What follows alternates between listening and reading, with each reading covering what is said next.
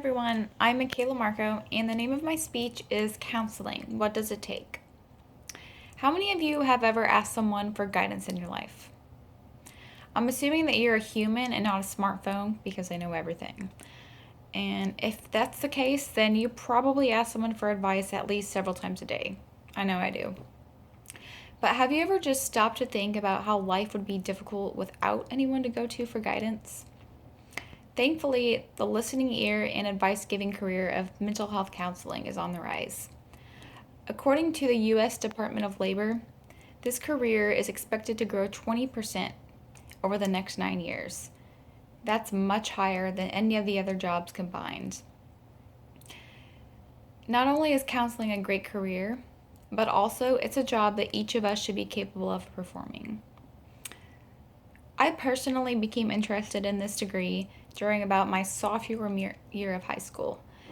During this time, I struggled with an eating disorder and I was sent to counseling, and it helped me so much that it just inspired me to want to seek out ways that I could help others in the same way and benefit their lives as well.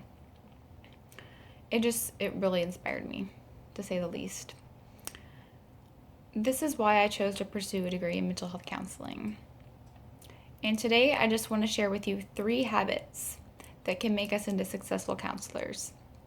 These 3 habits are: number 1, being attentive; number 2, practicing empathy; and number 3, displaying good judgment. The first step to being a successful counselor is being attentive to the person you're interacting with. This means you make yourself 100% available to this person. You set aside all distractions. Licensed psychologist John Grohol states that the goal of being attentive is to actually hear what the other person is saying. Not just what we think they're saying or what we want to hear, but to actually hear. By doing this, we're showing respect whenever we set all distractions aside and actually tune into them. And this makes them more likely to open up and be honest with us. A few things that are involved in active listening are displaying nonverbal signals such as like head nods, facial expression changes, paraphrasing, etc. A few other components would be providing verbal encouragers such as saying or really, or just anything along those lines that tell them that you are listening to them. And also just give insight whenever it's appropriate.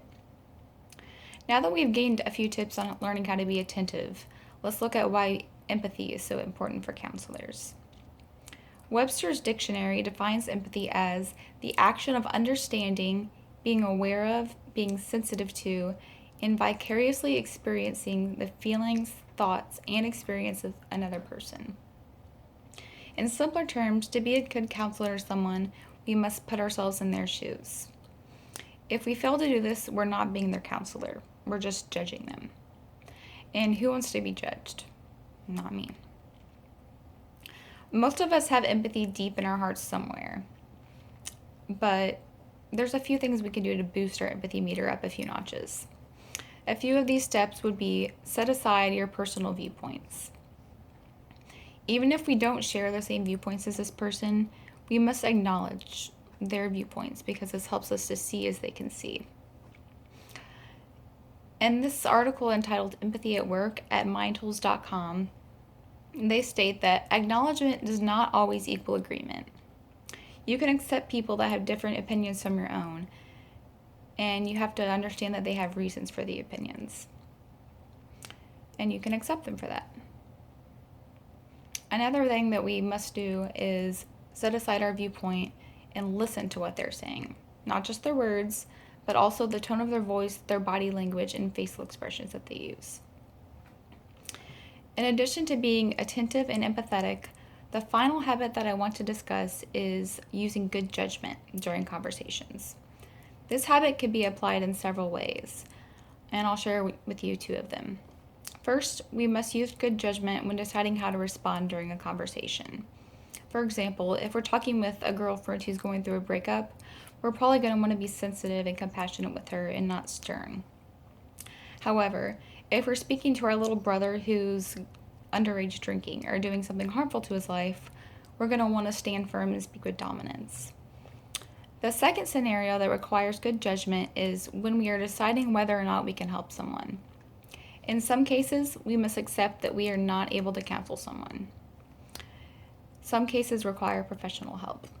For example, we shouldn't try to counsel a friend who is going through a drug addiction because chances are we don't have the tools for that. And we're going to be blinded because we love them and we can't really see all of their weaknesses. So we should use good judgment when trying to decide if it's okay to refer someone to a different person. Although not all of us will choose to pursue this degree, each of us will encounter someone, whether it be a friend or family member, who needs us to counsel them in our lives. So knowing how to be a good counselor is very important. In review, the 3 habits that we should begin practicing are being attentive, displaying genuine empathy, and using wise judgment. Now that we know how to do these things, we can ask ourselves one question. Do we have what it takes to be a super counselor? Thank you.